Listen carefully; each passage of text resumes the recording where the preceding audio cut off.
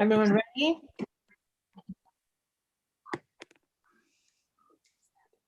Hi, everyone. Welcome to the Arts Commission of East Lansing meeting. It is April 15th, 2021 and 5:30, and we are meeting via Zoom. So I am going to do a quick roll call. I will call on you. If you'll just state your full name and where you are joining us from, that would be lovely. So I'm Laura Scale, she, her, hers, and I am calling from East Lansing, Michigan. Wendy? Hi, Wendy Sylvester Rowan, zooming in from East Lansing, Michigan. Wonderful. Karen? I'm Karen Jennings, zooming in from East Lansing, Michigan. Excellent. Barbara? Barbara Wargis, zooming in from East Lansing, Michigan. Allie? Allie Ciardo calling in on Zoom from East Lansing, Michigan. Wonderful. Gabrielle? Gabby Kindig calling in from East Lansing, Michigan. Austin? Austin Pabian, zooming in from East Lansing, Michigan. Wonderful. Jesse? Sorry, mute. Jesse Gregg, attending virtually from East Lansing, Ingham County. Heather? Heather Mahano, attending virtually from Lansing, Michigan.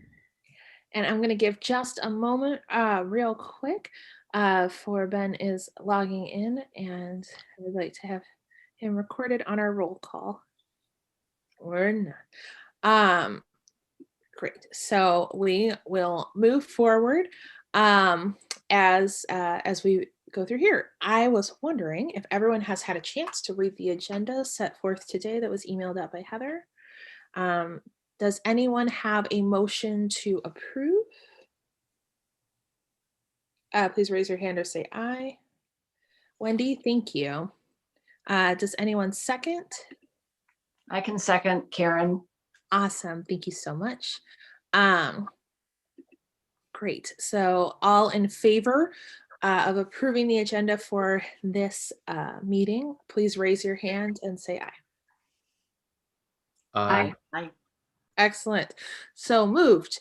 All right. Has everyone had a chance to read the minutes for March 18th of 2020? Yes. Excellent. Is there any adjustments that you would like to make, any corrections that you would like to stand, or any questions that you might have? Yes, Austin? That was an accident. Excellent. It's just that we're working and it's loose. All right. Anyone else with any changes, adjustments, corrections? Great. Do I have a motion to approve the minutes from our last meeting? So move. All right, Barbara, thank you. A second? I second, Allie Ciardo. Allie, thank you so much for your second. All in favor, please raise your hand and say aye. Aye. Aye. Excellent. The ayes have it. We are approved for our minutes. We have an introduction of a new member. Heather? No. Excellent. I got release. That was a fake agenda I sent you to throw you off the track. April Fool's Day, for it is April and it's our first meeting. I got excited because I was like, ooh, who's here? Am I in? Oh, I'm in an old one, aren't I? In a very old one. Great. So I'm going to open up the correct agenda. There we go. All right. Do we have any communication from the audience? There is no one here today at the moment. Thank you. Thank you so much, Liam.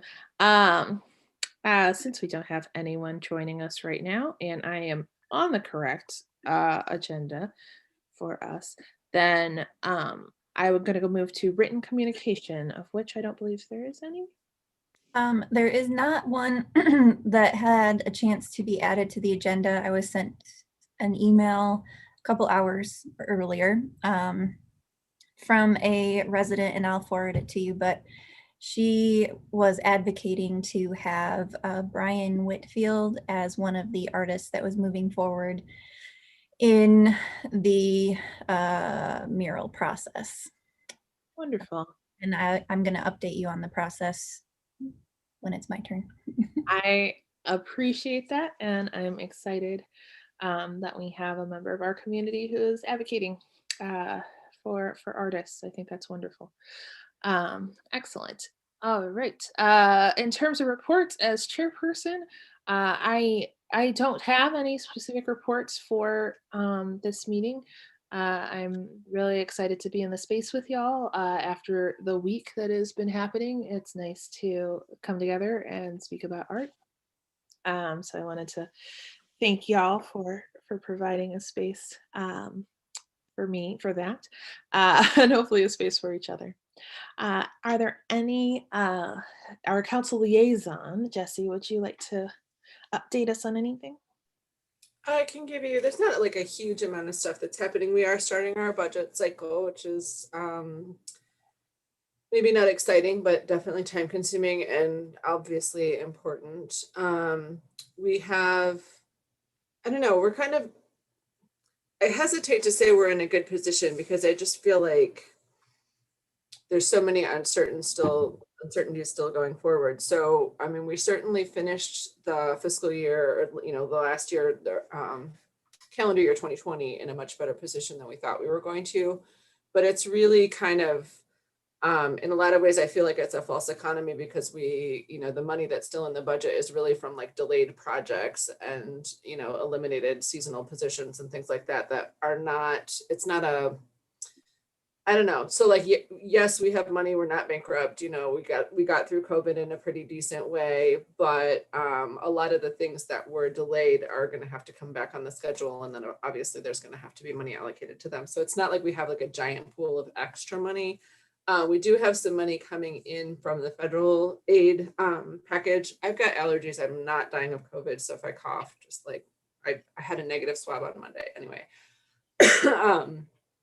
So we do have kind of a pool of one-time assistance money from the federal government that's got some specific rules about how we can spend it because it's coming in as COVID aid. And we haven't really gotten our final, advice from them on how to spend it and what we're allowed to spend it on. So that's kind of being held in reserve right now. I think it's very likely that we will, sorry, I'm seriously not dying. One of the things that we can send that on is infrastructure improvements. And so, sewers are a huge thing in East Lansing always. So I would suspect that at least a decent part of that would go towards public works and sewer improvements and things like that. We'll see. That's just my feeling. That's not anything that's coming down from the council level. That's just me. Yeah, Karen. Jesse, I heard a rumor that there might be some money funneled toward Hannah Community Center with that money. Is that a true or a false rumor? It's true that we will probably use a decent amount of it to fill gaps in the Parks and Recreation budget. So in that sense, possibly, but in terms of like, taking on massive projects at Hannah, I don't know. Mm-hmm.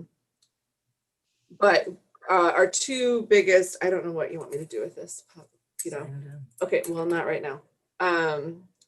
Our two biggest departments that were impacted really negatively in terms of revenue loss are Parks and Recreation, obviously, because it's all based on programs and user fees, and all of that was canceled. And so that whole program's budget was just devastated. I think we had to transfer them about almost $500,000, I think, of general fund fund balance money to kind of balance out their end of year budget. And as those programs come back online, obviously we'll start collecting those user fees again, but there's going to be a big gap in terms of like when the money starts flowing. So I think it's very likely that some assistance from that fund will go to Parks and Rec in terms of it solving like our Hannah Center third floor renovation problem. No, not that. Yeah. So, and then the other fund that was just absolutely devastated was parking, because with everything remote and everything closed down downtown, obviously people weren't parking in the municipal structures. So again, we had just a huge amount of parking maintains their own fund. They have because they have such a high maintenance costs. And so I think they were actually able to cover their loss out of their own fund, but now we have to build that back up for them so that they can, you know, like fix the garages when they break and stuff like that. So I don't think we've had, you know, so basically that 12 million is still kind of just sitting off to the side. We're not going to consider that as part of our regular budgeting process. It's going to come in, you know, to fill gaps and special projects and things after we get more advice about exactly what we're allowed to do with that.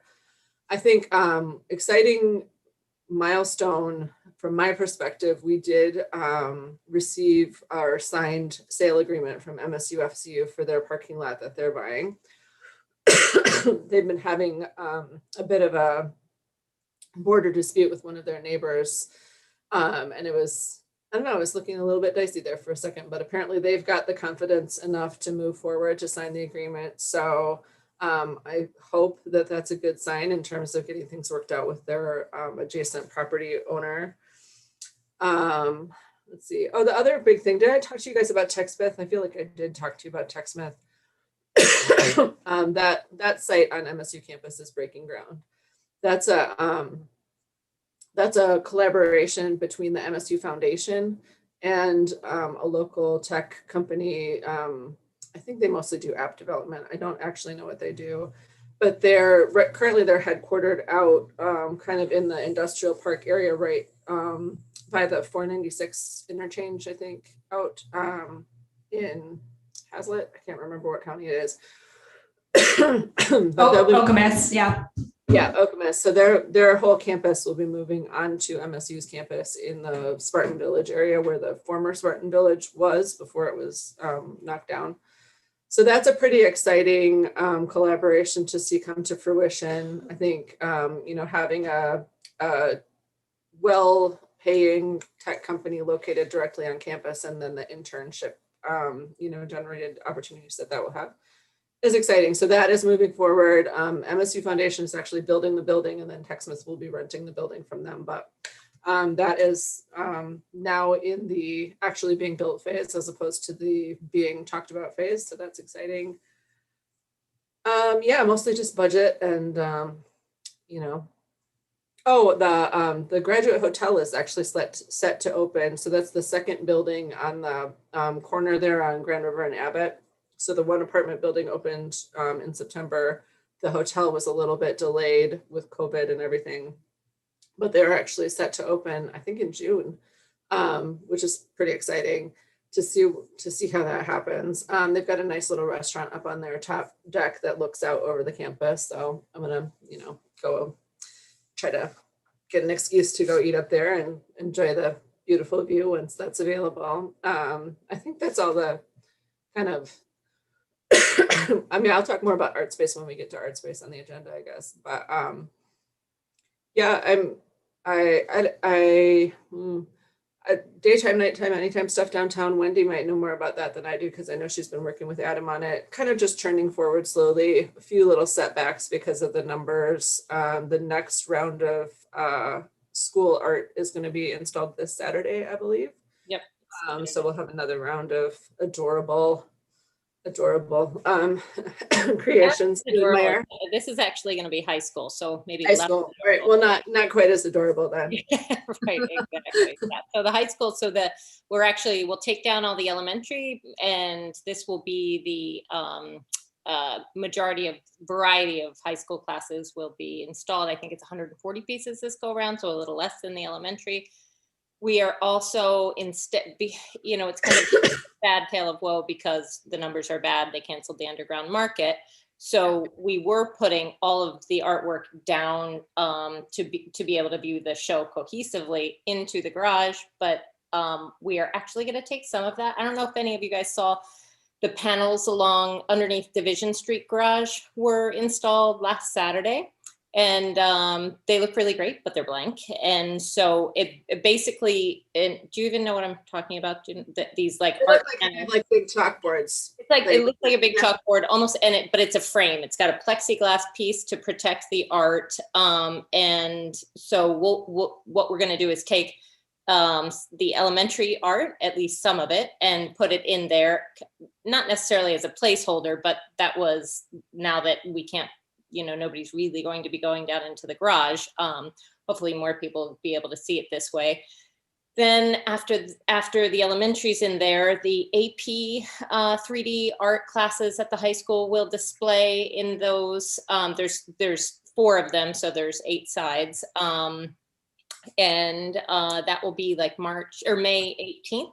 And then after that, there's going to be a partnership between MSU and their Kresge, the holdings with Kresge. And Ben had this great idea and Ben, maybe if you want to chime in on this, and maybe Ben, if you could chime in on this, please, because I'm a bit confused on what the name of the major is. But basically, we'll have MSU student curators help to curate shows using the Kresge collection. So that was approved today.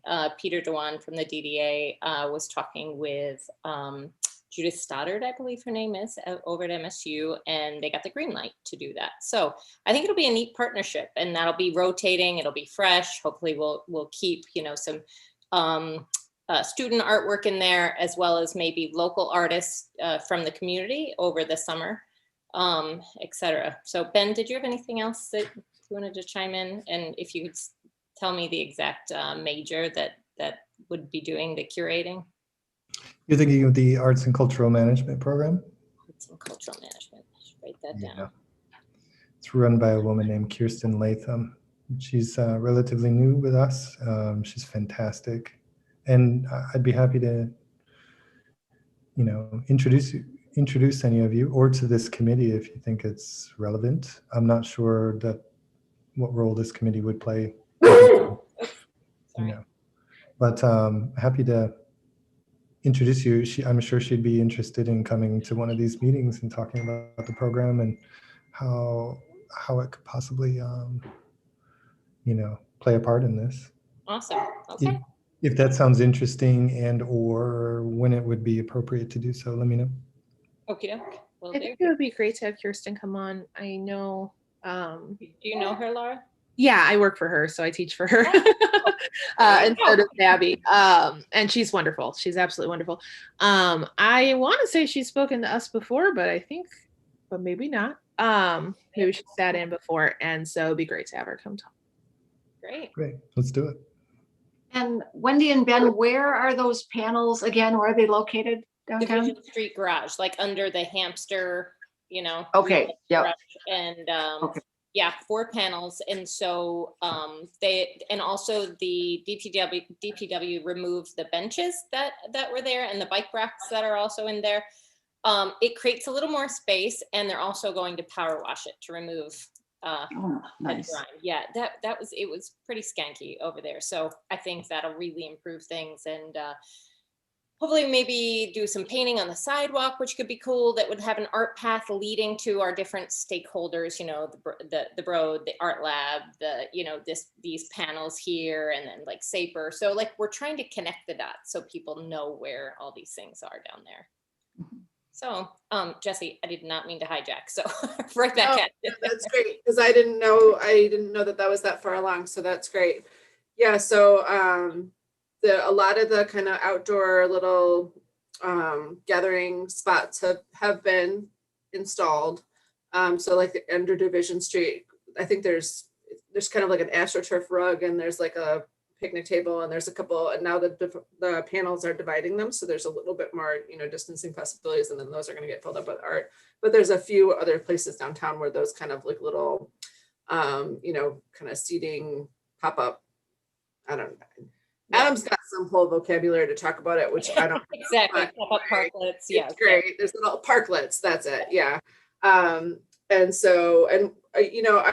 downtown. I do walk around a little bit on my lunch hour as I'm going to pick up my, obviously very healthy food from our local restaurants, doing my part. And I do see people using the picnic table. They really are. Yeah, it's exciting. So, I mean, the out at the elevated plaza beside the Marriott, that has gotten a lot of use. It's really like Adam plunks it down, and an hour later, people are sitting in it. It's pretty darn remarkable, and I think that's going to improve increase as the weather improves. And I see a lot of guys in yellow vests with hard hats coming over for their lunches and stuff, and so they'll be Good. Yeah, so I think, it's good. It's moving forward. It's doing what we're hoping to do. Obviously, we're hoping that this last little mountain that we're climbing in terms of case counts is our final mountain. Let's hope that it's the final mountain. Let's hope that we're on top of it. Let's hope that it's all downhill from here. But, until that's under control, we've got to be a little bit more cautious and careful. So kind of keeping that in mind with everything that we're doing outside as well.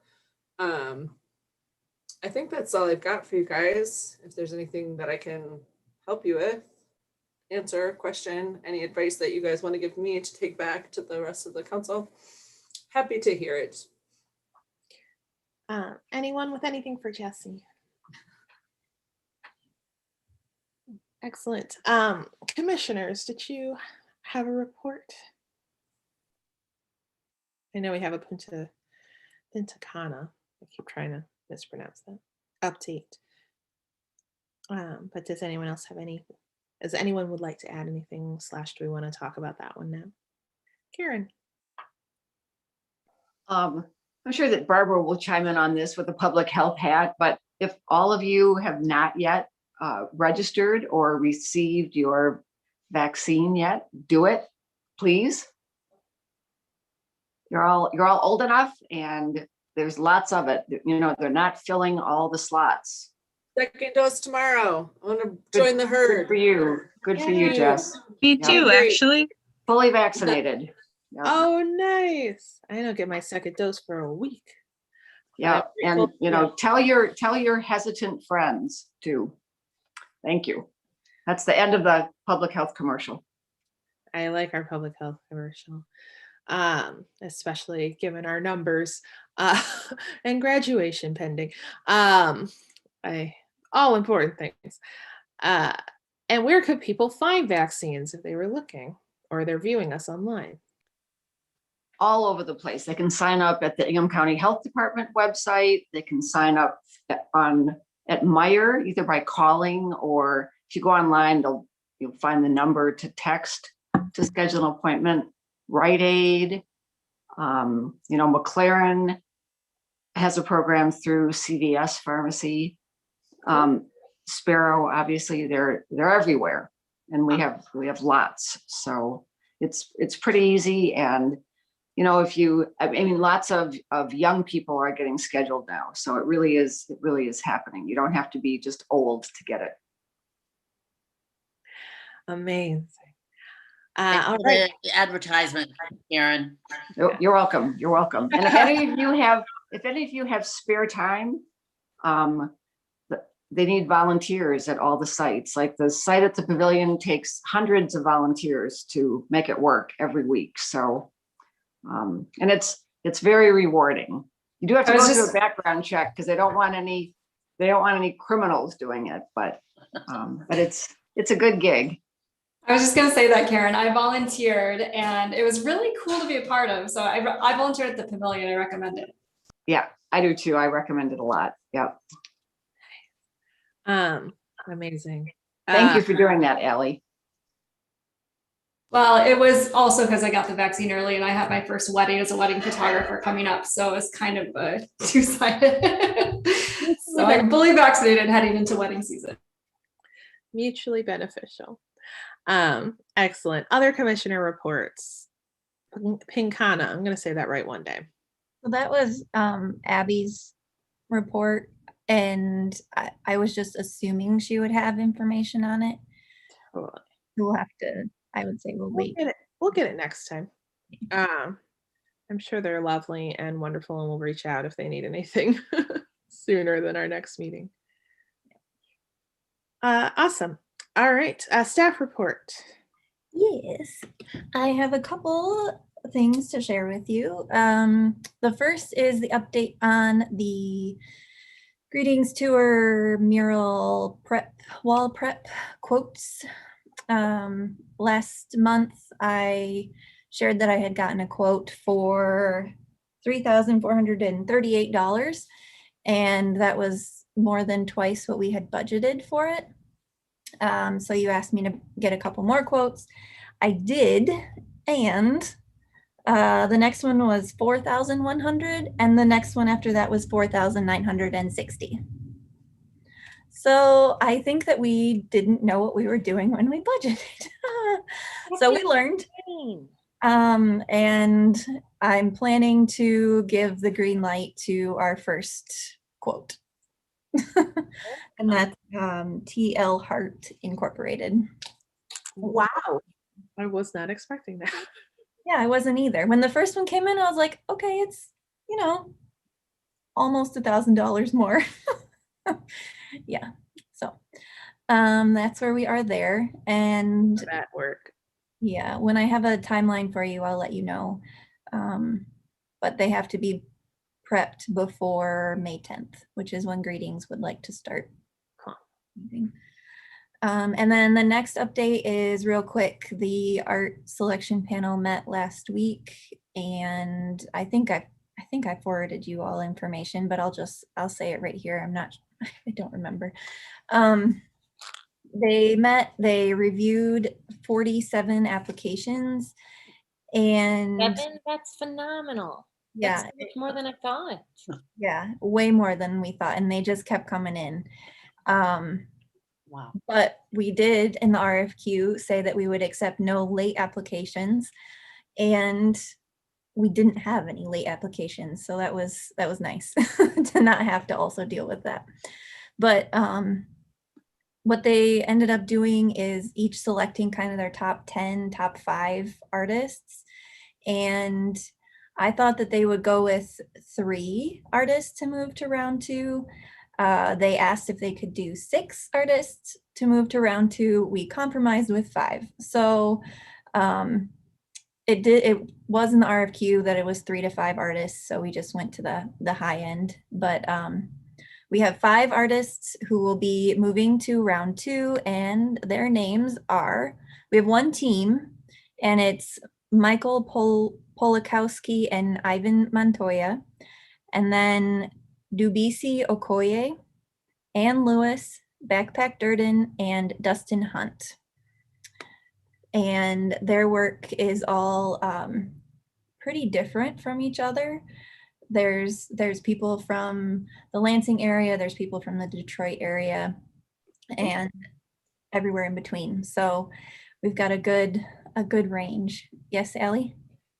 Can you just, when you get a chance, can you put those names in the chat so we can check them out That's what I was sometime? just gonna ask. Yeah, I would love to have those names. I started writing them down and I was like, I'm not going to spell these Yeah, right. that's right, the spelling. Well, what I can do, because I went back and forth about putting this as a discussion item, but it's not really something to discuss yet. But I wanted you guys to see their applications. Great. So I'll email the applications to you so you can see the work that they've done. And then you have their websites and all of that too. So That's but amazing. it's really cool. And it was really tough to narrow it down to that 5.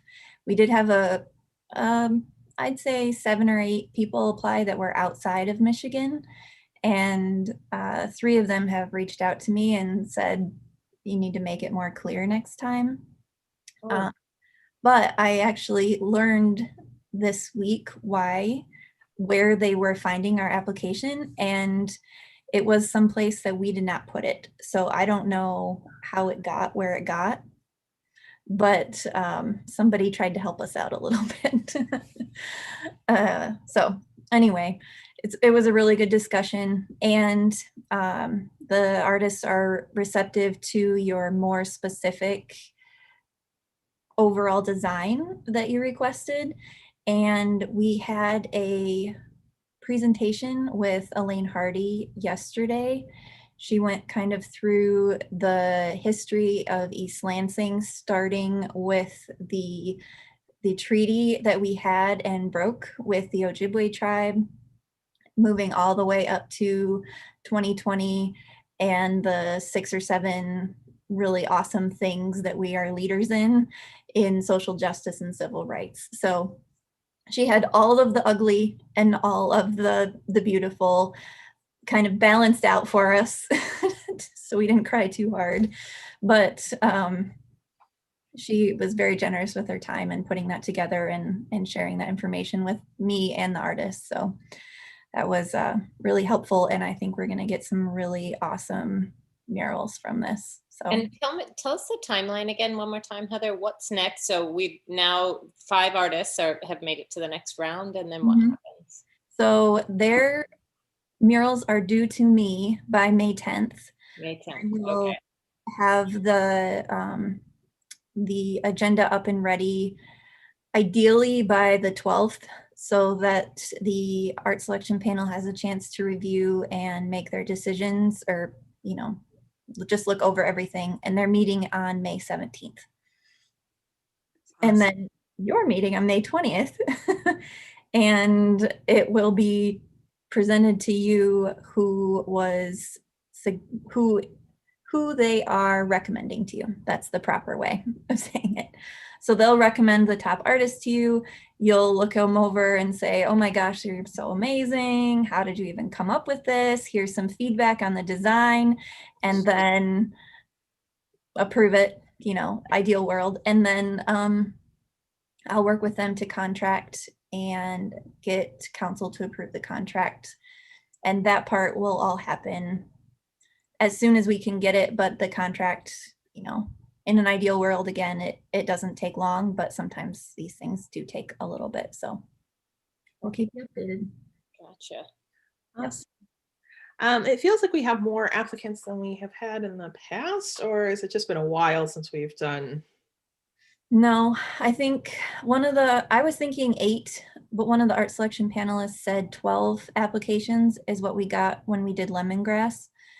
And I did get a lot of positive feedback about the new process that we're using, the RFQ versus the RFP, and actually compensating the artists for their time for creating at least the rough draft of the mural without a contract. I'm learning. I was on some artist threads recently, and that's not common. But a lot of artists are moving towards saying, no, I'm not designing you something for free. If you want something from me, you need to compensate me for it. And so I think we're on the right track. And I think it would be kind of conceited to say this, but I'm gonna say it anyway, because sadly, I think this is true. We're kind of on the leading edge of it. So even our $500 for their design is more than most of them have gotten, and these are world-renowned artists. So, Karen? I'd just like to give a shout out, pat on the back to Ms. Jessie Gregg over there for pushing us gently and firmly in that direction. So thank you, Jessie. Yep. I like this I won't belabor moment. Anytime it's unusual that suggestions like that are received so warmly. So I think, you know, East Lansing's got good soil right now for these types of changes, and I'm excited that we're able to move some stuff that's, you know, so oftentimes it takes somebody to prove that it works in order for other people to adopt it. And so I'm hoping that we can be that person, we can be that group that shows that it works. So it's the right thing to do. Yeah. I think so. Amazing. Well, I am super excited and grateful to the selection committee and to all of y'all. And I want to see, I want to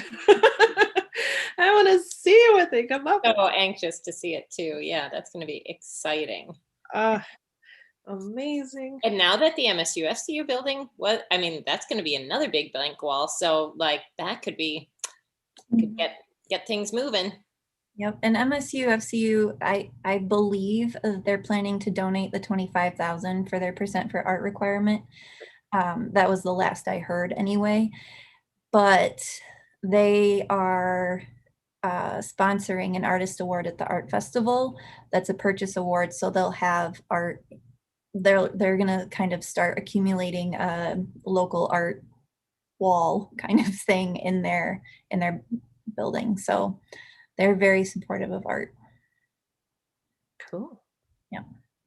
Other staff reports? Oh, questions. Yes, Allie. Oh, just a question, if you know off the top of your head, based on those in the final 5 or those that you had apply, how did that fall out in the looking for BIPOC artists? Really well, I think. Just, I mean, they didn't identify necessarily their you know, yes, ethnicity or sexual orientation, but it appeared to me that there was quite a bit of diversity. Yep. Awesome. Other questions or other reports? All right. Let's go ahead and move on to business items.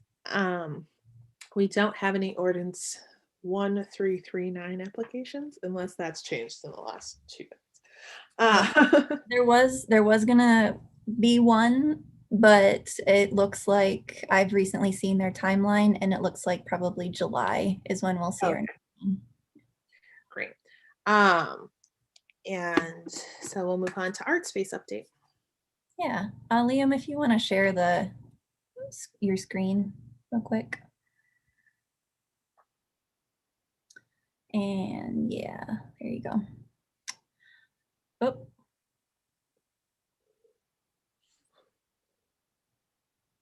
Yeah, just that page is good.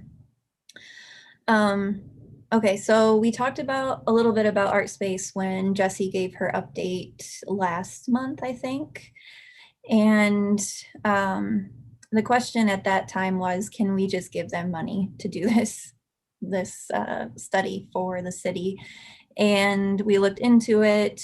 We cannot give them our cultural art, or not cultural, our public art fund dollars are not, it's not qualified for this kind of a thing. We need to have an art as a deliverable or support art, and a study not there. So the other option for us, if we are interested in supporting this, would be the cultural art grant funds.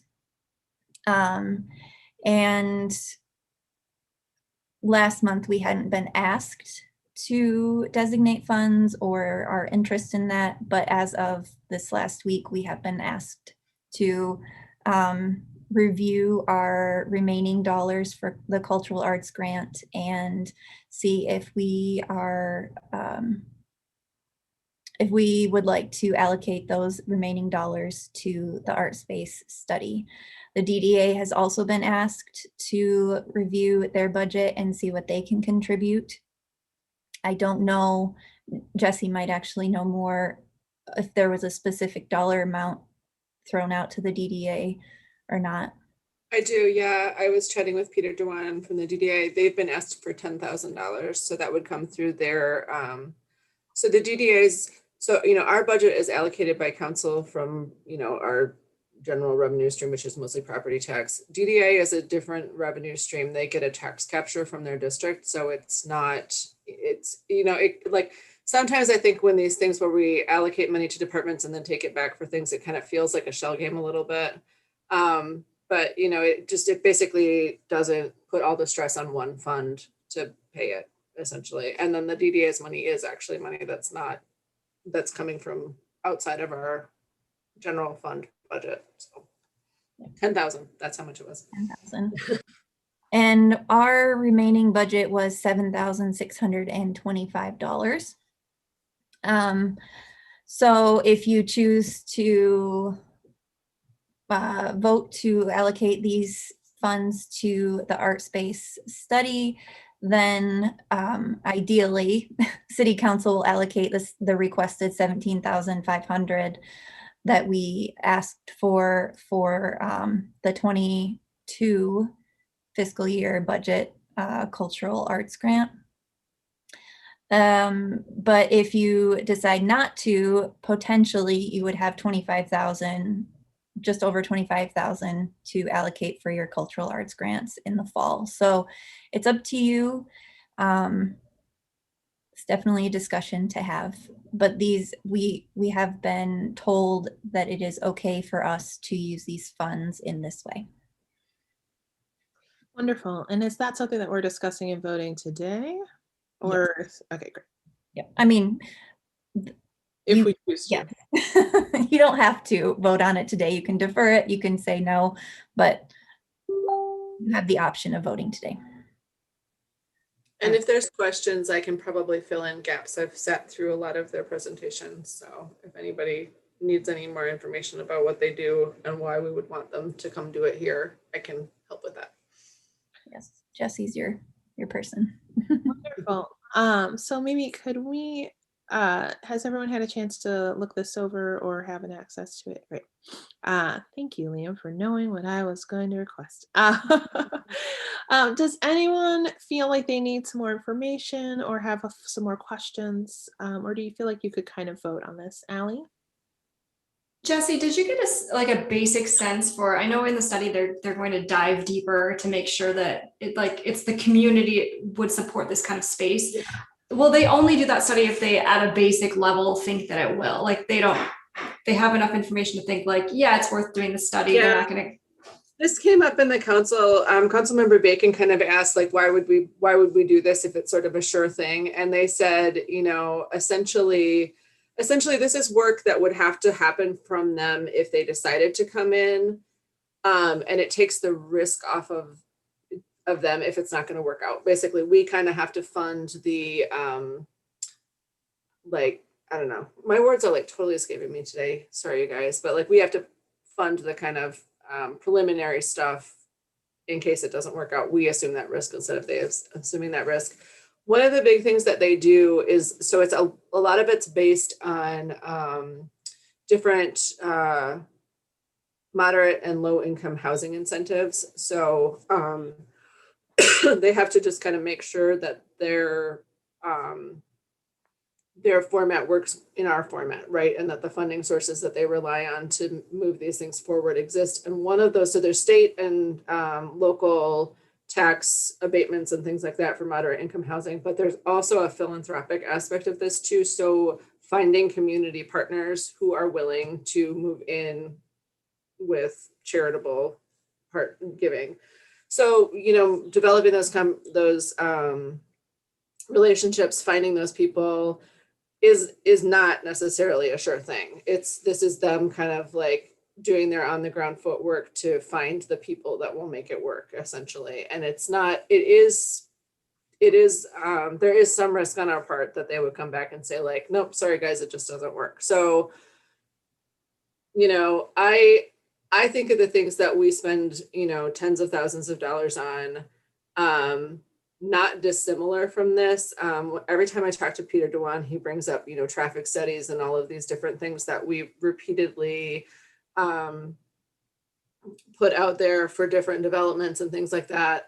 We frequently pay consultants, thousands to tens of thousands of dollars to analyze things and come and, and make reports for us. And then frequently those reports kind of get shelved somewhere and not necessarily come back.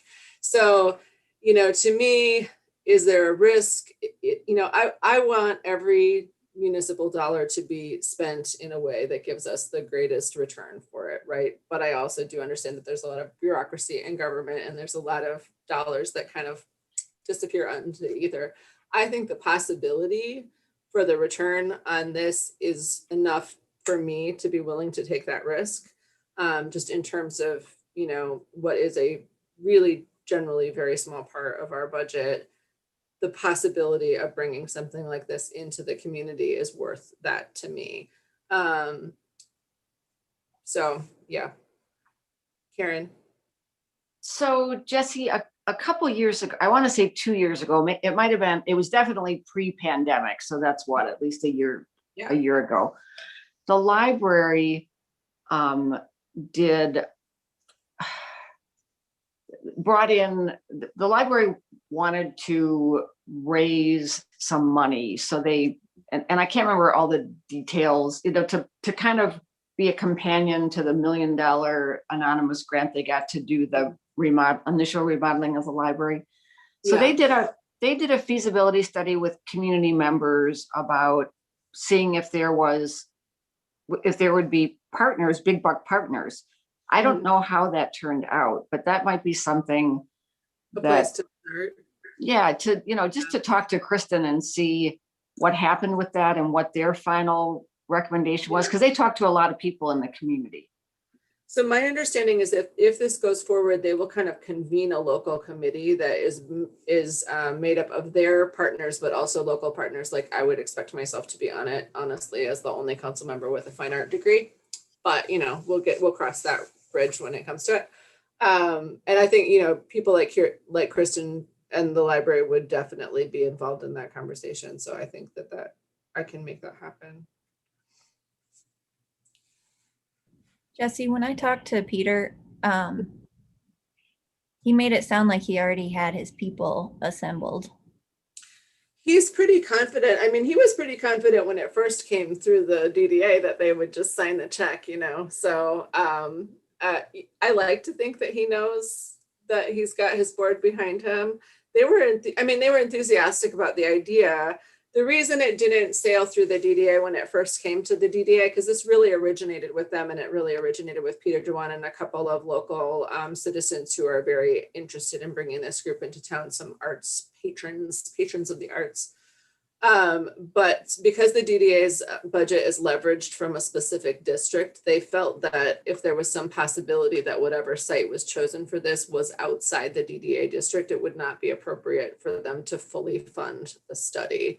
So I think now the idea is that they will put in a part of it, because the DDA is definitely going to be part of this, you know, the part that is studied. And honestly, like in terms of the goals of Art Space, our downtown district, which is close to the university, which I think is something that would be very attractive to them, but it's also our kind of cultural center. I do actually think that it's probably likely that they'll focus more on that district than the rest of the community, just because I don't know where something like this would fit in other parts of East Lansing. So I do think that there's actually a fairly good chance that it would, you know, whatever happens would happen downtown, but it, you know, no guarantee. So yeah, he seems very confident about his board. He is definitely personally very enthusiastic about it, and will continue to you know, fight for it.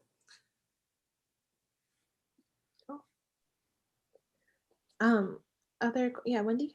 I would like, I mean, I know I mentioned this last time, but I am fully in support of Art Space. Again, as Jesse mentioned last meeting, if we expect to see anything different downtown aside from student housing, we need to put our money where our mouth is. And you know, we call East Lansing the city of the arts, but I mean, we need to back that up. We've got so many wonderful things going, and I think Art Space can be something that links all of these wonderful art stakeholders that we already have brewing in our community. And this is not a fly-by-night developer. They've been around for 40 plus years. If you look at their website, they have gone top to bottom with different communities, different states, different cultures. And when I say cultures, I'm using that word like they're in Hawaii, right? So they've got, there's different fields, and they go in, they assess the situation, and they've come up with so many unbelievable projects. It just, I think it would be phenomenal for East Lansing. So I definitely 100% have my vote, and I hope that we're able to get this feasibility study funded. Yeah, so the guaranteed paycheck in East Lansing in terms of development is putting up student apartment buildings, because the demand is just almost unlimited. And what we've seen, so we, you know, East Lansing does have the ordinance, their diversity and housing ordinance, which is why you see like the building, the Newman Loft part of the newest building that's come in is dedicated to 55 and up. Developers do have an option of choosing low income housing as their diverse option, but what we've seen in the, you know, relatively short time that ordinance has been in on the books is that developers aren't going to choose the market rate housing. They're not going to choose the low income housing because it just doesn't fit in with their formulas. And so in order to get low or moderate income housing, we are going to have to go and basically court developers who understand that model and who work within that model. And I think, you know, not all of those people are a nonprofit like Art Space, but I think, you know, it's having a nonprofit owner, operator, developer that's willing to do low income outside of the arts and cultural part of it, which is just a bonus in my mind. But we're just not seeing a lot of movement in terms of people who are willing to do low income or even moderate income.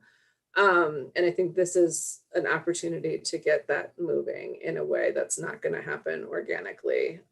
So yeah, exactly. If we want the needle to move, we have to push it. I can't agree more. I will say, so Abby's not here today, so she doesn't get a vote, but she did email me and say that she was in support of this. So. Do you feel as though you could make an informed vote? You feel comfortable making a vote? All right. Then I think I can officially, I don't think I can officially, I'm going to call for a vote. Oh, we need a motion. Need a motion, Laura. We do Yep. need a motion. Excellent. We do. So I have a motion to have a vote to support art space. There is a recommended motion in the agenda if you want to share that, Liam. Tweak it however you. I can see it. I can do it. Oh, there it is. Okay, well, I'll read it. Okay. All right, so I, Ally Ciardo, move to support allocating the remaining $7,625 from the fiscal year 2021 Cultural Arts Grant allocation toward the funding of a feasibility study conducted by Art Space for the City of East Lansing. Great. Does anyone second? I second. Thank you, Wendy. All in favor, please raise your hand and say aye. Aye. Aye. Awesome. All opposed, please say nay and raise your hand. Any abstentions, please say aye. All right. Ben, I just want to make sure that your hand raise was like a voting hand raise and not a, you have a question hand raise. I just want to confirm that. Thanks, I appreciate it. It was a vote Okay, perfect. in the affirmative. Thank you. You're welcome. Excellent. Wonderful. Then there we have it. Heather, do you need anything else from us now that we have voted? Nope, I don't think so. I will transfer that money, or I'll ask to have that money. Well, I guess council has to approve it first, right, Jesse? Oh, you're muted. Yep, so the DDA's vote, hang on, Peter texted me. It's on the agenda next, I think their meetings are on Thursdays, I can't remember. So it's on the DDA's agenda for their next meeting, which is next week sometime. And then I would imagine that we would see it back at council relatively soon after we know if they've committed the funds or not. But it's, I would say, 17,000 is definitely a much more likely amount to pass through council than 30,000. So especially if there's, some kind of demonstration of interest from other groups. So I think that's a great step forward. All right. Oh, Guys. yeah. Much appreciated. All right. Yay, I'm excited. I'm hopeful, and what a great meeting we're having so far. Okay. There are no other items of business that have been put forth in this agenda, but we do have a discussion item. Our cultural arts grant review. Yes. So Liam is sharing the screen real quick just to remind you of your touch points. But once we remind you of those, I'm actually going to share my screen so we can edit the guidelines as we go along. So if you can go back up to the memo page, Liam. Up one of us. Thank you. There, stop. Too far. Okay. Okay, so the touch points that commissioners mentioned last month, and obviously these don't have to be the only things we talk about, but I thought that putting these in may be a good place for us to start. So the same people apply and receive the grant over and over. There's the 15% rule and the inflexibility of the grants to include different types of art and artists. So with that, Liam, can I start sharing mine real quick? And I'm definitely going to just be typing what you asked me to type and let Laura handle this part of the discussion. Okay, I'm ready. All right. So thank you so much, Heather, especially as you are gonna type live as we go. So we have everything in there. If it's possible to just make it slightly bigger on your screen, and I think we'll be able to see it. So better. And then if everyone in Zoom, you should have a raised hand button that we can do, since I will not be able to see all of you, but I will be able to see you if you raise your hand. You'll jump to the top of my screen. So I want to make sure that we are speaking freely, but yes, if you if you raise your hand in real life, if you could also raise your digital hand, that would be lovely. All right. Oh, Yes, 200 sounds great. let's see what this looks like. Is that better? Sure. That is lovely. Thank you. Okay. All right. So does anyone have questions? Does anyone have a point they want to start with, or shall we just dig into it? I'm taking that silence as a dig in. All right. I'm just gonna, while you guys are talking, I'm just gonna go ahead and update it for fiscal year 22. I love it. Okay. All right. So why don't we go ahead and take this paragraph by paragraph? Sound good? Any questions or comments about the first paragraph?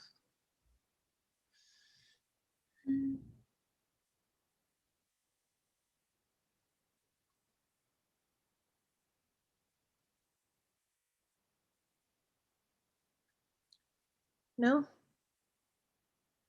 All right. Second paragraph. Questions, comments, alterations? So here I actually, I see the public art experiences. And one of the things that's often only funded is events. Does experiences equal events, or is it general enough that it's okay if we change what we fund? I like experiences in case someone is coming with something that's out of the box that we might have thought about. When I think an experience could be a, performance art, or experience could be an interactive public art moment. That might not be an event.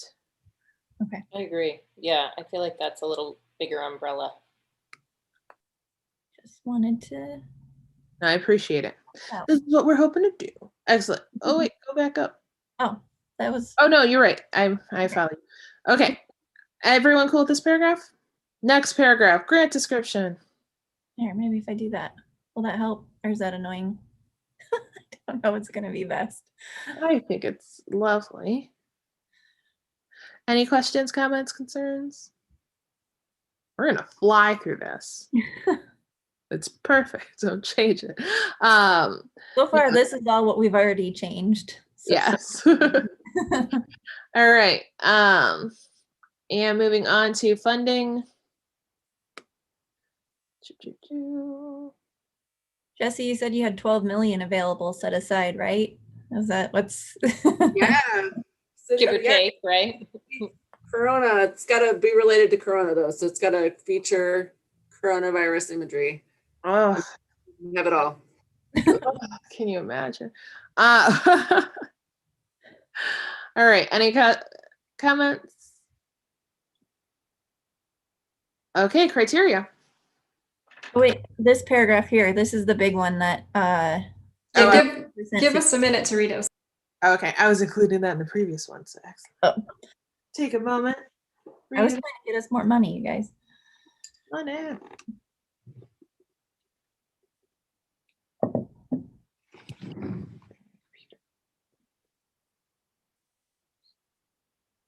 Okay. Okay, let's go Allie and then Karen. So I know when I asked about this last month, the 15% was kind of the big question. And one thing is it's discouraged from relying on ongoing expenses, but if somebody had like a very small project, like the example that I gave in something someone did in another town was they just put up little, like my little free libraries, but they made them into art exhibits. And if someone wanted to do something like that, you know, it's sort of like a permanent installation. I don't know, but it could be end up being like very, very inexpensive where you could fund the whole thing for a few $100s, but the 15% would be possibly limiting to them. So it seems like that might be, it sounds like that was the hang up that others had, the percentage, right? Like the juxtaposition between we don't want it to pay for ongoing expenses, but if it's a one-time event, there's no ongoing expenses. So can we separate that? Agreed. Yes. And Yeah. Austin, is yours related to that same topic? Your question? Yep. Great. Do you want me to chime in now? Yeah, and then we'll come back. Yeah, to sure. So, yeah, I mean, I would agree with that. And maybe the workaround to that language would be like no more than 15% or X amount of dollars, whichever is more. Yeah. Because then that would, like, if there were a $300 project, it would be funded for that instead of the just relying on capping out at 15%. That sounds great to me as well. Karen, did you have something also along those lines? Yeah, I was gonna say basically the same thing as Austin. And I think we need to have a maximum amount that we would fund, you know. But I agree that 15% of a small project is usually very little money and not worth the effort that the requester would have to go through. But I don't know what that amount is. I don't know. Heather just put in 350. Like it was random. Oh, all right. I would think probably closer to between 5 and 8, but that would be me. Allie, and then. Well, my question was on that. No, what do you know the average from historical grants? That was my same question, Ellie. Yeah, Karen, can you speak to that? Because I think you've been here the longest. Do you have any idea on that? Yeah, you know, I can't remember. I mean, the film festival and the art festival have gotten a lot of money, you know, up to what, Heather, 2,000, 2,500? I think the film festival's gotten 35 before. Oh, I think okay. Yeah. We've had small grants come in for about 500, or small requests come in for about 500, 600. Yeah. The library usually asks for the smallest amount. They usually ask for, well, and the Kindness Rocks asked for about 250 this year. Yeah. And I think, yeah. That works. Ben? Hey, I found myself reading this sentence more than a few times. The one that starts with "as such" that we were talking about. I'm just going to suggest adding a word. As such, applications that request no more than 15% or $350 of the total project cost, the overall project, that seems a little fuzzy. Yeah. Okay. Whichever is more, comma, must include additional funding. Let me reread that. Maybe need to break it up into a couple sentences now, though. Yeah, yeah. It's saying a couple different things. I have a comment on that. So the ability to continue into the future, interdependent of these funds, that kind of eliminates the one-shot project or the one-shot, obviously something like the art festival and the film festival and the All of Us Children Express are entrenched in East Lansing as annual events. But I would think that we want to encourage people that might have something that's just a one-time art event or happening, not that they're gonna have it go on and on and on, and that we would want to encourage people like that to ask for funding from us.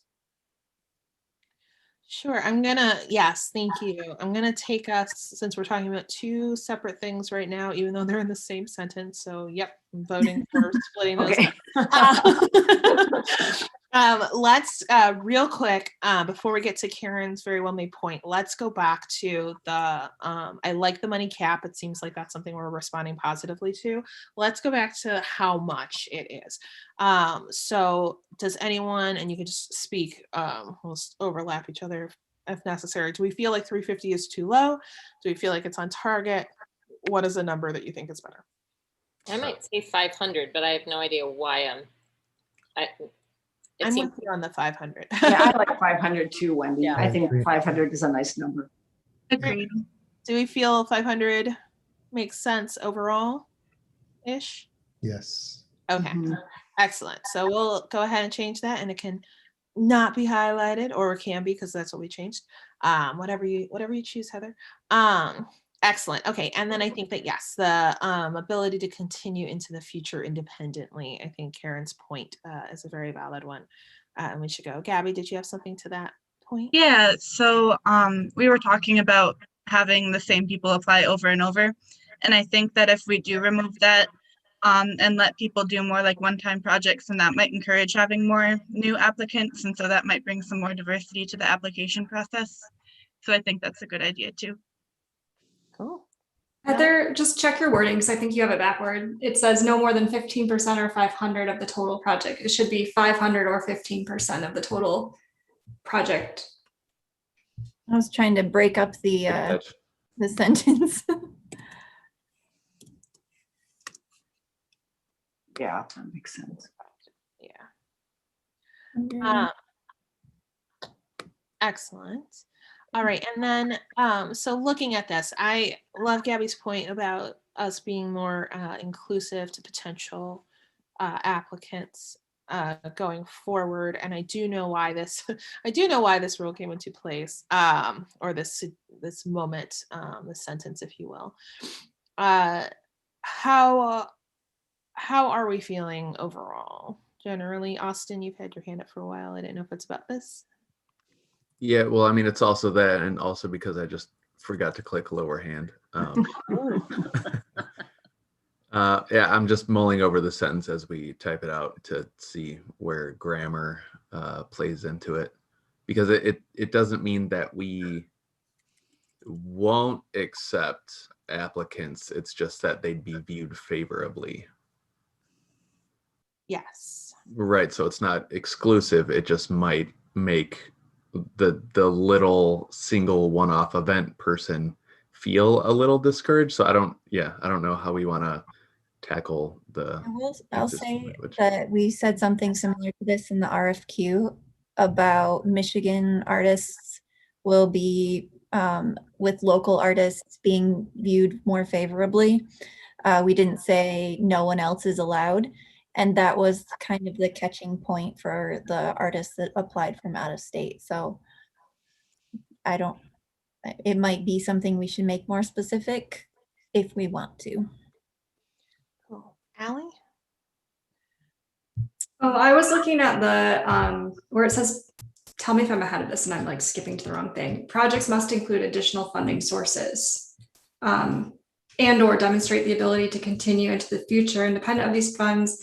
Can we add or be a one-time event, or be a one-time, or have, something that makes it clear, like maybe all they want is to rent a space to put up their artwork for a gallery show or something. I don't know, like that the public can come and view, and we just need to cover their rental for a night, and they've got all the other supplies and they don't need other funders. Like they don't need funding from a bunch of places, or they're self-funding that part. But I just wonder if there's a way to make that flexible, if it is like an event with a defined time period, like a one-off, or be a one-time experience. I think that's a really great question. That leads me to ask a question regarding, we are looking for them to have partners or other stakes in this. Are we looking for collaboration? Maybe there's a little bit of a history. Karen, maybe you can speak to that as well as your question. So, in the past, we just wanted them to show that they had other sources of funding. So, but that brings up the point now that we're talking about, what about the person who has a small project that doesn't need very much money, and they come to us and it's $400 or $500, it's at our cap, then that's all they need, and it's a fabulous project. I would think we would want to fund that, right? Yeah, I was So- thinking that too. Yeah, so we want to choose those words carefully. So maybe projects that include collaboration will be favored. Or maybe it's just the 15, if it's the one where it's 15%, they need to show they already have interest for the other funding, that we're not the first to fund it. But if it's no more than 500, then it can be a one, like if they don't need other funding, if that's the cutoff. But someone word that better. Austin. Oh, I was just gonna say, for grammar's sake, this has been driving me nuts. It should probably, because the way that last sentence in the paragraph reads is awkward, it should probably lead with saying, to be viewed favorably, projects must include additional funding or blah, blah, blah. I think that works. Something in that realm of moving the last part to the front. Excellent. And then in the chat, Ben has a suggestion on that phrasing as well. And I think both of y'all's suggestions are excellent in terms of getting us there. But it does make me wonder if we do need to do we still feel the need, since we will review these applications, to limit them. I'm going to go to Jessie first because she hasn't spoken yet, and then I'll come back to Karen. Hey, My hand can go down. Okay. Sorry. I was going to give a little bit of historical context, I guess, kind of why the emphasis was put on other funding sources. To me, that's kind of it's not a critical point, but it speaks more to the history of how these grants were assigned, which is really that history of the same organizations coming back year after year. I think that there was a general disinclination from the Arts Commission to kind of balance other organizations' budgets year after year. And so they wanted them to kind of, instead of relying on coming to us and getting exactly the same amount of money for exactly the same thing year after year, they wanted to kind of show, essentially kind of say to these other, and it's mostly the city festivals, I would say, the arts festival and the jazz festival, like, look, this isn't guaranteed. We need you to drum up your own support in your own time. So to me, I mean, and that there is still going to be those historical applications from those city festivals. We're still going to see that kind of thing. I don't know that that's that critical to me in terms of keeping that in there. Obviously, I'm not trying to dictate what you guys should do, but I just don't know that it's that important to force people to line up multiple funding partners. Obviously, we're not going to be covering the entire budget of the arts festival, right? So the big ones are going to have other funders, and the small ones maybe are not. And I don't necessarily think that that's a hill to die on. If the intention is to open it up for smaller people. Yeah. Thank you. Allie? So do you think that instead of saying projects at 15% must include additional funding sources, et cetera, again, say will be viewed favorably if they include, well, is that what you're talking about, or are you talking about something else?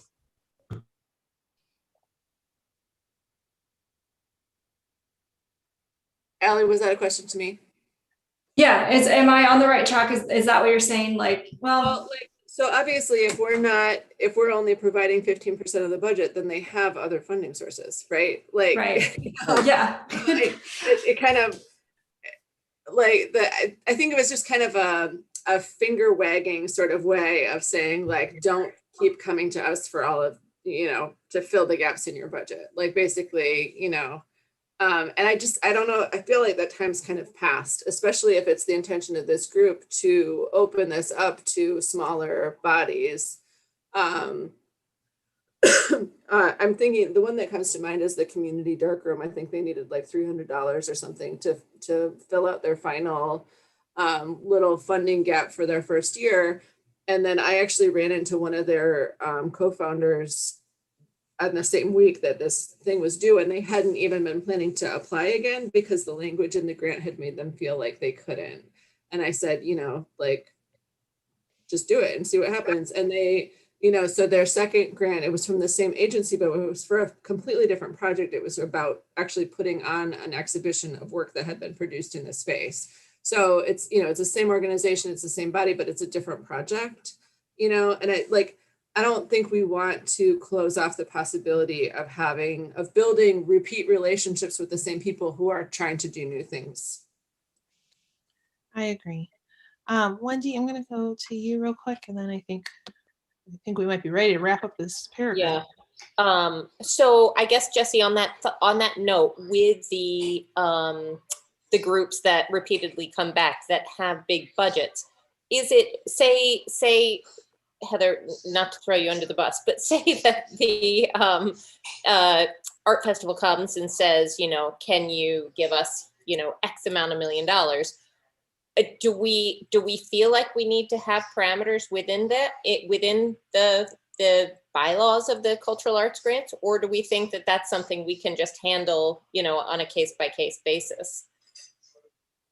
I mean, maybe is that just so, Jesse, is your suggestion that we take out the 15% and just say, hey, if you're asking for a significant sum of money, make sure you have other funding as well, or we don't even need that? I was thinking of leaving in the 15%, but again, like it's arbitrary, right?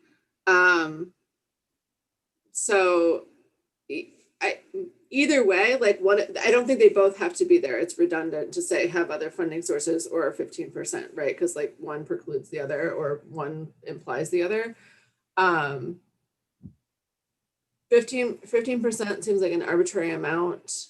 I think that the 15% was chosen by the Arts Commission when they looked at how much the Arts Festival and the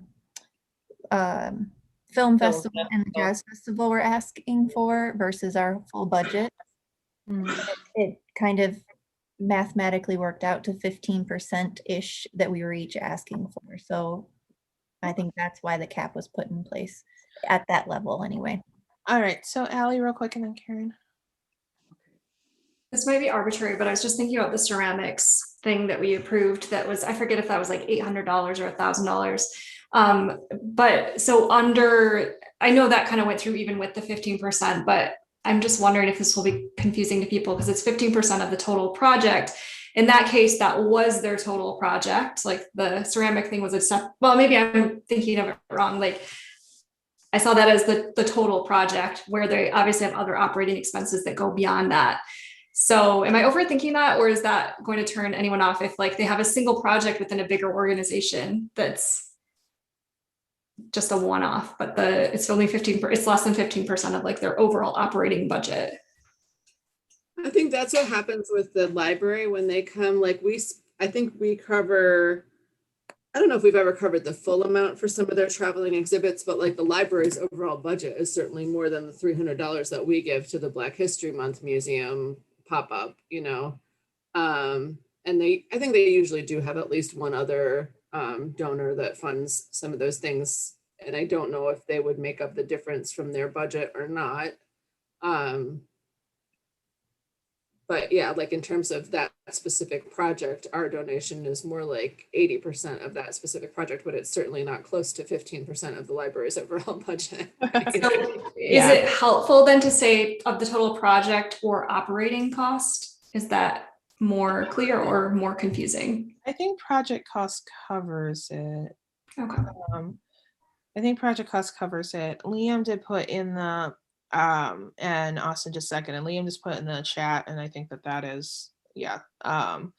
Preference will be given to applicants who show multiple sources of funding. Ongoing or repeating events should demonstrate an ability to continue into the future independent of these funds. I like that, Liam. Karen, did you want to have add? Well, I may have lost my train of thought.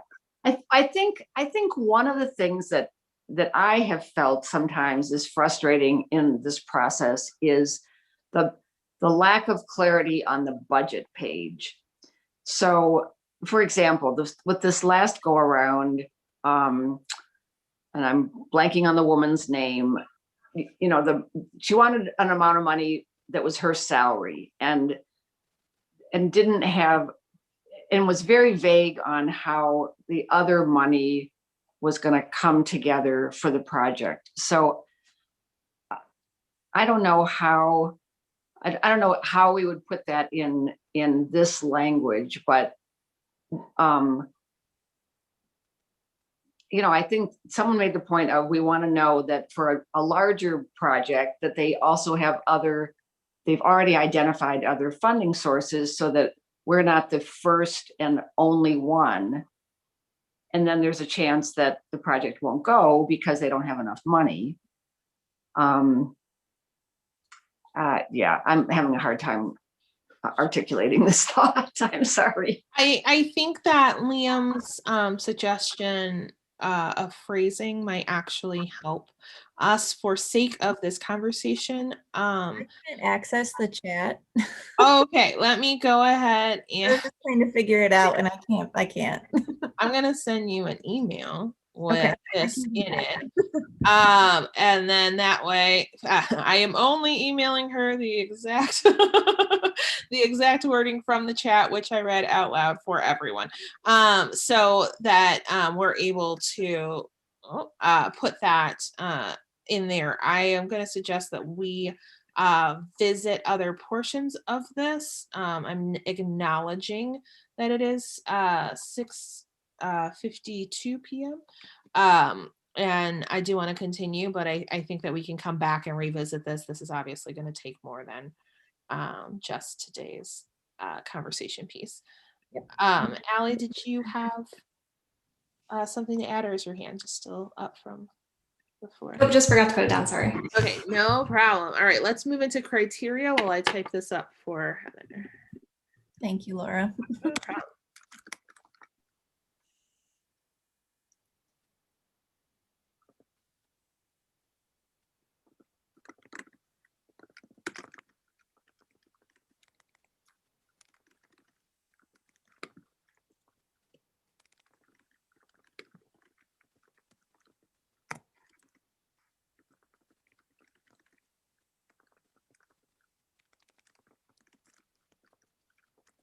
Any thoughts on criteria? Why is it between November and June? Why is it not till October 31st? Because typically we start this process in October. So they would have the money by November 1st, ideally. And then our fiscal year ends on June 30th. So we need to have the funds that we spent in that fiscal year spent and taken care of by the end of that fiscal year. Got it. You could, I mean, you can choose to start the cultural arts grants earlier, so there's more time. But they would still have to be done by June 30th of the following year. Interesting. So literally, if you get an application that says, you know, project to take place in late July, that's no dice. That can't be funded. Correct. Interesting. So there's no reason we couldn't start earlier from a logistic standpoint? Right. Yeah. You could start as soon as fiscal year 22 starts, which is July 1st. So we could start this process in July. They would have the money by August. I think, Heather, historically with the Arts Commission, at least in the years that I've been on, summer was sort of wishy-washy in terms of whether or not we met in the summer, you know, all through the summer. because of back when people could go places, because of vacations, not having quorums, I think that meetings would often get canceled in the summertime. Okay. So that might be why the process didn't start till the fall. Yeah.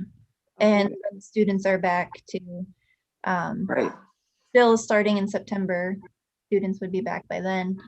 What was I gonna say? Oh, we were mostly off last summer too, for different reasons. Yeah. Correct. Well, is that something that we wanted? We could look at moving it up a month. If we wanted to see if that made a difference. If that doesn't foul things up, I say the more time we give people to create and perform, the better. Yeah, like, I mean, September, it seems like we're back. But then again, I have kids in school, so that's me. Well, I think that's probably the majority of school, whether it is your school or your children's school, is hitting a large percentage of East Lansing. So I feel like that's a fair start date. How do we feel about September as a Mitchell? Good. Yeah, a couple thumbs up. All right, let's put it in there and we will revisit this whole thing before I'm going to suggest that we that we sleep on it. If we, Heather, question. Since we are on page 1 of 5, do we want to acknowledge that it's almost 7, stop here, and then resume again next meeting? Do we want to petition to extend time and maybe finish page 2, which I don't even remember what's on page 2? We have until 7:30. Great. So I think that we should try page 2. Cool. End at 7:30 and then pick up where we left off next month. Excellent. I don't know why in my head it ends at 7. But wonderful. So let's go ahead. Oh, because we used to start at 5. That's where I am. Okay. Oh, yeah, that's true. Okay, so I've got, real quick, I've got this. Yeah. Oh, and it would be instead of the yellow highlight, but let's see what we think before I delete. That looks good. I like it.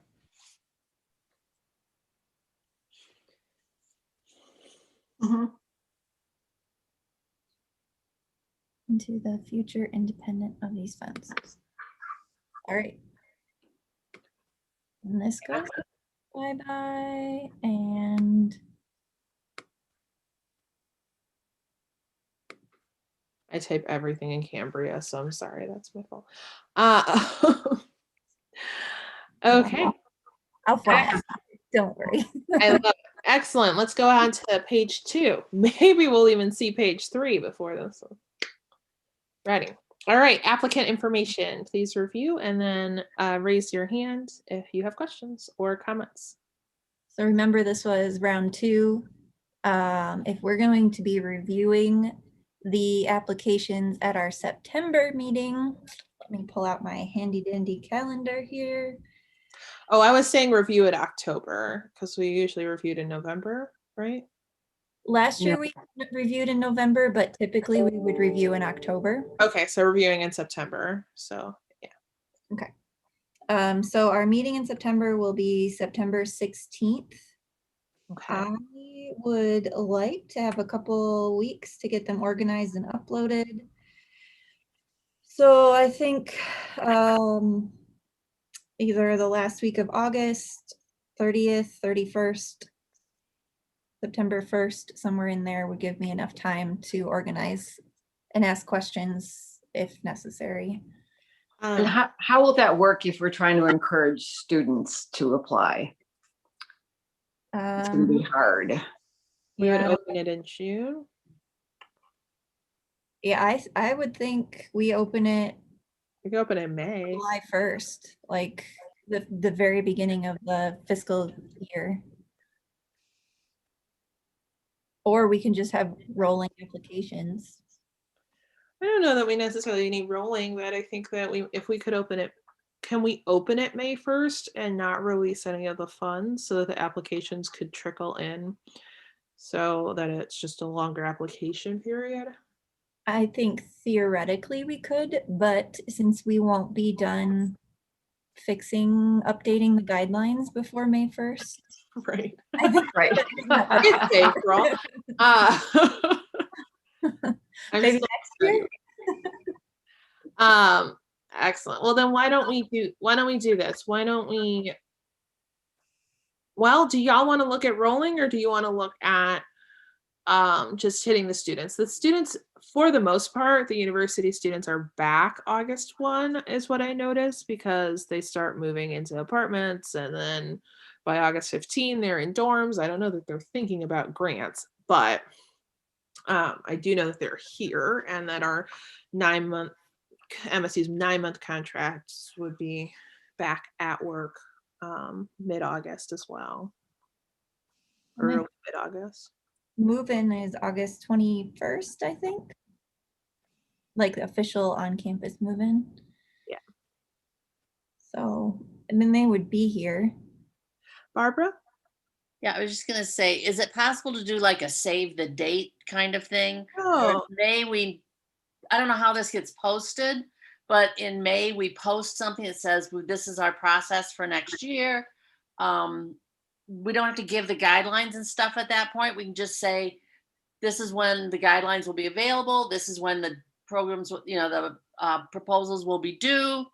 Decisions will be made in September, and you'll be notified. Just something that gives them enough information early on so that they can be thinking about it all summer. But that would deal with not having to give them all these information we're still working on, but gives them a heads up about, think about it, it's coming, this is when it'll be due. I love that too, because that'll let people who've applied year after year also know that its deadline is going to be sooner than it normally is. So, Allie? That might have answered my question. I was like confused by whether, I thought originally this was more rolling, like, because I joined in January, so I thought it was more rolling, where if they applied in September, you would like review those the next month, but I'm wrong. So you're basically saying you would change the deadline to September instead of February. Okay. Yeah, so the only reason this says February 1st right now is because we still had $8,000 left over for when we would normally have done the full granting process. And so commission elected to have a round 2 and try to give away more dollars. Okay, got it. So there could be a round 2 if there was more money, but in general, it's always been in that time anyway. Yeah. Yep. Okay. That helps me. Thank you. Yep. Amazing. So I think that I love the idea of a save the date that Barbara had put out there, just so that they know, also so that our past applicants know, so they don't miss it. I also really would like to see, I know we've offered this in the past, but I would really like to see if there is a way to help people through filling out the application. I know we've talked about that in various, COVID makes that hard. But I think that might be a nice option, especially if you could do it digitally. I did offer a Zoom webinar for round 1 anyway, and only one person said they would attend, and then they did not. So I sat there staring at my face for 15 minutes. So possibly it's because we didn't advertise it. I didn't advertise it well enough. Maybe because it was new. I don't know. There could be many reasons. I'm definitely willing to do that again, though. If you're willing and able to do that again, I think it might be interesting to go out with the save the dates that, save the date for here. If you have questions or, want to make your application cutting edge, this is the Zoom if we're going to send out information anyway. That makes sense. So that we can try again. And I'm sure anyone who's an instructor at MSU knows, I get emails all the time from people who have little digital flyers that I post on D2L. So if it's possible to get something together before the end of, put something together in Canva before the end of the semester, just to to let students in the appropriate majors know to email those instructors, that could be helpful. When is the end of the semester? Next week. Coming. Is it that soon? It's oh my gosh, the we have- 30th. Yeah, we have reading periods next. at the end of- Like 2 weeks. Basically, like D2L would be open for like 2 more weeks. Well, like 2-3 more weeks. Yeah, that's coming up. You have to be sent digitally and not like a postcard or something. Yeah, then. so typically what I get is like a PDF or JPEG that I can just put up on the announcements in D2L. And I try to do it. I don't know how many instructors actually do it, but anytime that there's like something relevant, I try to share with students, or they can email it to students. Yeah, I think the Department of Theater, we tend to send out an email. Not a lot of them are checking their emails over the summer, but the people who would go through with the full application are checking their emails. So that might be another way to hit the departments. Yep, I can work on that next week with our graphic designer and then get that sent out. Let's say goal April 26th. That If last feasible, yeah. Okay. They'll be in final, so I don't know how receptive they'll be, but maybe they'll save it. Okay. Yeah, the department emails are a good idea too. Like I know Media and Information is creating a new major called digital storytelling. I can see some interesting things coming out of that. So through the department could be great. Like even if it's summer. Awesome. All right. Other thoughts about this application moment? I'm gonna do that. And then I think that this may be a good spot, but correct me if I'm wrong, that we add in late applications will not be accepted. Yep. Okay.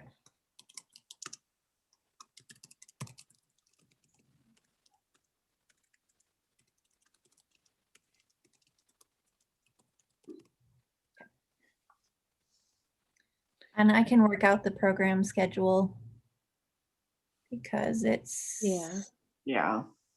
I'm wondering if we have the late applications will not be accepted. If you would like to be notified of our next round, you may contact. I don't know if we have like a info or.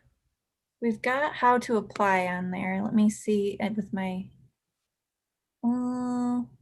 Is it just you? Because I don't want like 1,000 people emailing you, but. Oh yeah, it's definitely.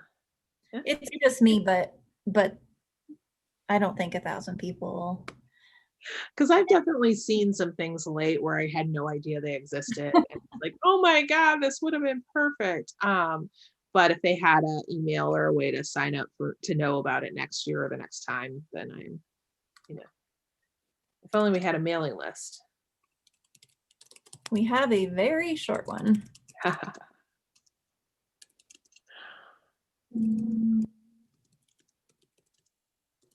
Is there a place for people to sign up for an email list, to like manage an email list?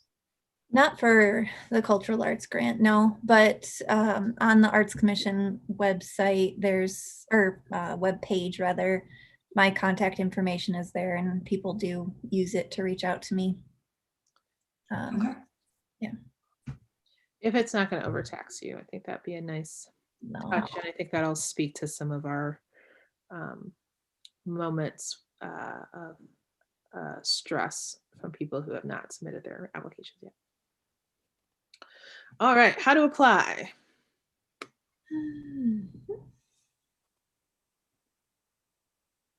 This feels pretty standard to me.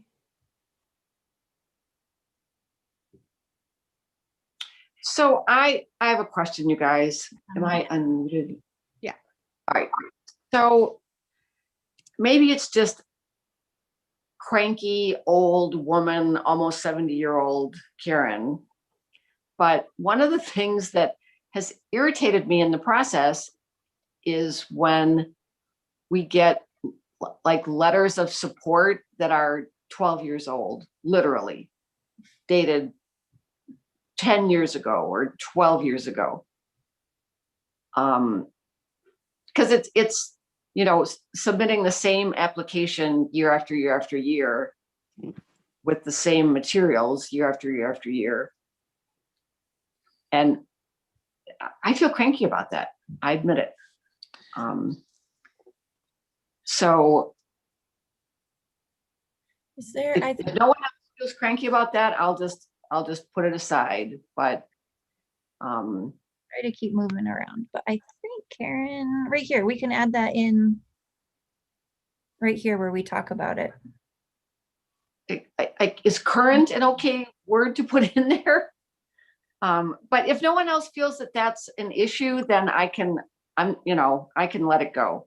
Well, no, I I mean, I think, Karen, I think it's a good point, right? And if they want the money, you'd think that they would spend the time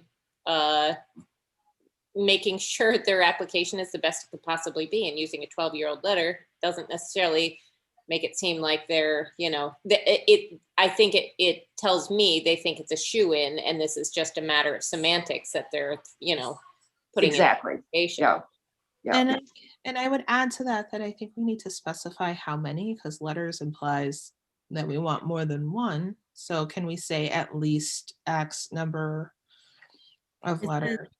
no more than 5 pages. But So that's including their whole thing.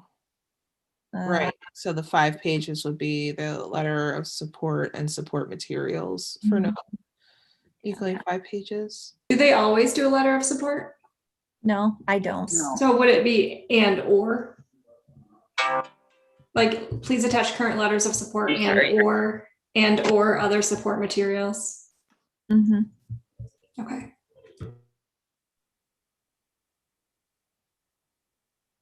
Are we putting a number on the letters of support? Attach at least 1 current letter of support? Yeah, what are we using the letters of support for? I know we review them, but like, If it's, oh, sorry. yeah, no, It's hard not to interrupt on Zoom. If it's and or, can you just put, please attach any current letters of support and or other support materials? Like any, if they have any. Please, somebody. Yeah. Okay. because I can see not applying if I don't have, 3 letters of support, or I don't want to go through the work to get them. And I think if they're trying to do an event and it's a small event, it is bizarre to ask for letters of support if they're asking for $300. But that's me. All right, let's We'll go back up. We snuck down. Any other questions or concerns about the how to apply section? is if I Sorry, say guys. that it needs to be a PDF, is that It is so easy to make a Bougie? PDF these days. okay? Because that's been when I receive these applications, and then again with the RFQ, I've got all kinds of things that I ended up having to put together and organize for them, and that felt like a lot of responsibility for me to properly present what they were giving me to you. And Should you say as a single PDF? yes, Because I also see that with my students where I'm like, really? Like, how many documents? Like a 1. yes, that was a question that I got from a lot of the artists. Do you want this as 1 or 5? And I'm like, just one. Okay. I feel like if they have a hard time doing it, they will send you what they have, or they will call or email. And we can talk about how to do a PDF or something. Yeah. But cool. Any other questions about how to apply? For application guidelines, meat and potatoes. All right. Application guidelines. Let's just go bullet point by bullet point. Bullet point 1, questions, comments, concerns.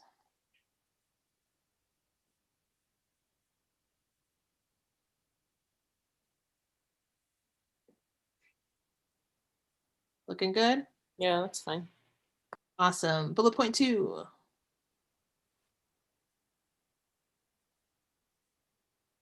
Looking good? Feeling good? All right. Bullet point 3, applications will be reviewed. Just the timing.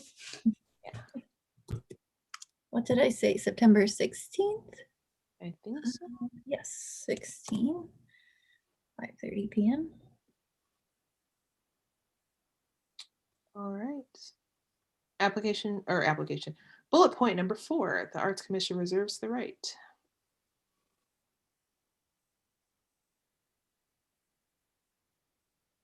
I really thought this was going to take longer. And bullet point number 5, if the project/event is canceled.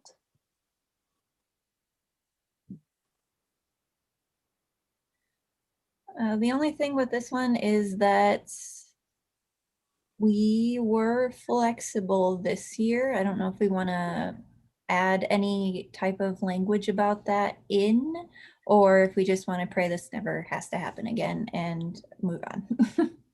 I think the reality is that we probably should put this language in for another round, but I think that I think that would be us breaking our own rule, and I think that's better.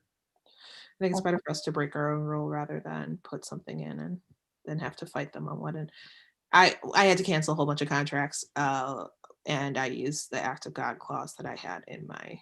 I filed it under plague. So I think we could put act of God in there, but that would be, I think that would bring us into a legal context. Thank you so much, Austin, for participating in this meeting and lending your voice to us. We'll see you next time.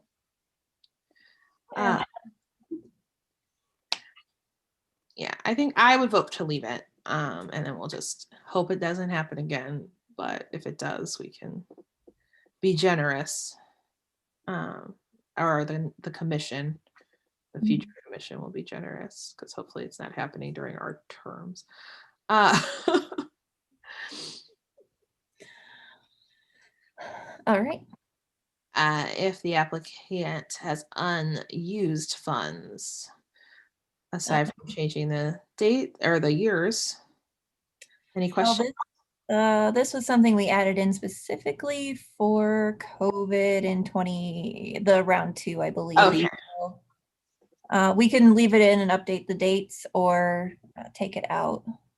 Do we want money back if they don't use it? Yes, we do want their money back if they don't use it. That one was specifically for round 2.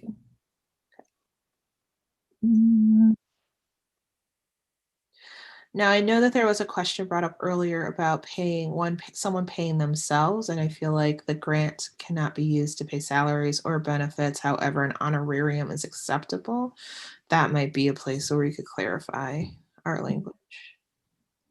Can we talk about this? Oh, sorry. Thank you. Sorry. I thought you said that was the one we put in. I'm with you now. Okay.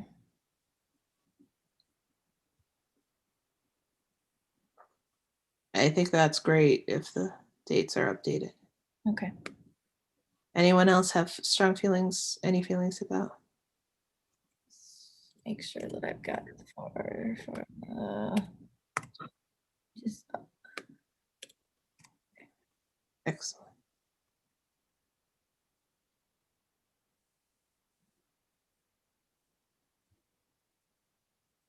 Great. All right. Final bullet point, the grant cannot be, or final bullet point on that page. Grant cannot be used to pay salaries or benefits. However, an honorarium is acceptable.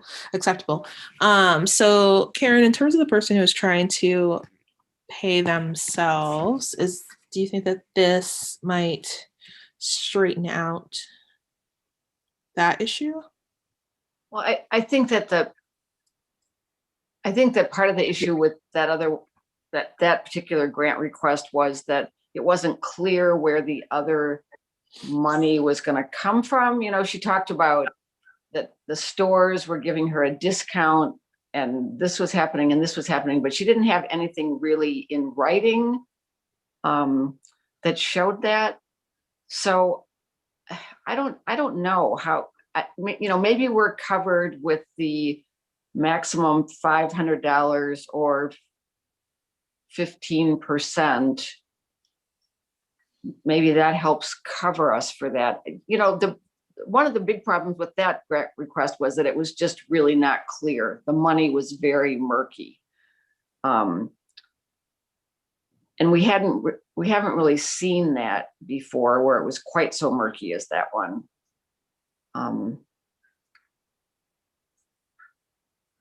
But certainly there are going to be situations where people are going to want to pay people for things, right?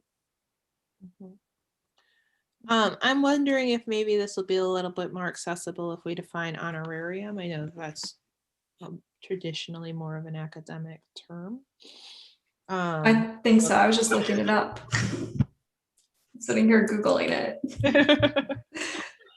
Do we want to spell that out a little bit more? Yeah, it says a payment given for professional services that are rendered nominally without charge. Yeah.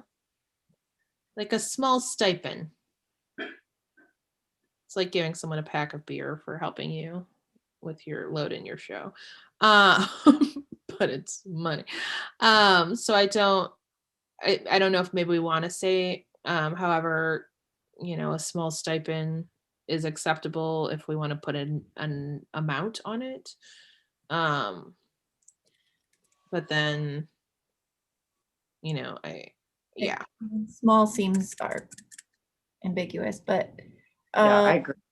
what if we say a stipend is acceptable, but this isn't going to be right, but it gets us started, but cannot be the full grant request. Something like that. Sure. Or it cannot go for one. I don't know what we're trying to achieve. We're trying to make sure people don't pay themselves through this grant. So let's talk about, like, at the library when they bring in they bring in performance artists, whether they're musicians or whatever, and they pay them to do that as part of the Black History Month thing that we're helping to fund. So that's okay, right? When they do that. So we wouldn't put, and maybe that's all they're requesting from us is the $300 to pay the folk singers, and that's the total charge. So would that be okay or not be okay? Could I it be think worded? It would be okay. Yeah. Could it be worded, this grant cannot be used to pay ongoing salaries or benefits. However, it may go toward services rendered or something like that. Yeah, I don't think we need to put ongoing, because then it opens us up for a one-time salary payment. Mm-hmm. But I like that. I really resonate with what you said. Ben has put in the chat, but must not exceed X of the total budget. So I think it could be X of the total budget, or $500 or whatever I forgot what number we put on that. Because then if they are hiring performers and the performers cost $500 and they've asked for $500, then we can honor that. But we're not, doing more. Are we putting a dollar amount or percentage? I think it would be similar. Well, I think it'd probably be $1. I don't know. Or maybe we just say, but a stipend is acceptable.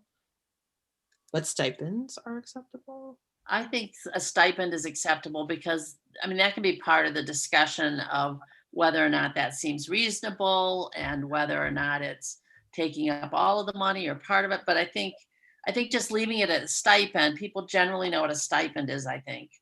Okay. And if they've got some project, they'll be figuring out where the money needs to go. We're not talking about thousands of dollars that they've got to figure out how to do things. That they've got a small amount of money they're asking for, and yeah, I like it. All right, a stipend is acceptable. We've made our language more inclusive. Huzzah! All right, funds will be released upon acceptance of the grant by the applicants, as demonstrated by the execution of the grant agreement. That sounds good to me. Any questions, concerns? I'm sorry, rubbing my eyes. My allergies are just getting me. All right, final bullet point. The Arts Commission requires that it be acknowledged in all publications related to the funded activity. High resolution logos are available by emailing Heather Mahano.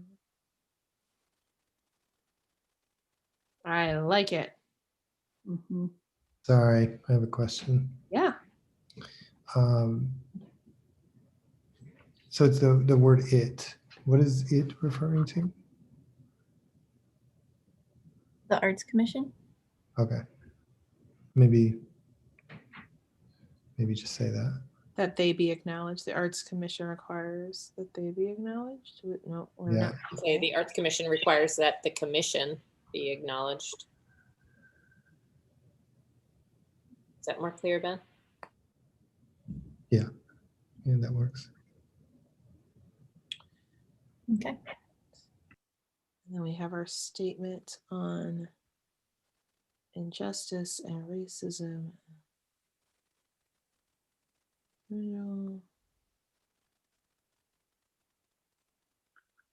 So Laura, we're at 5 minutes till 7:30.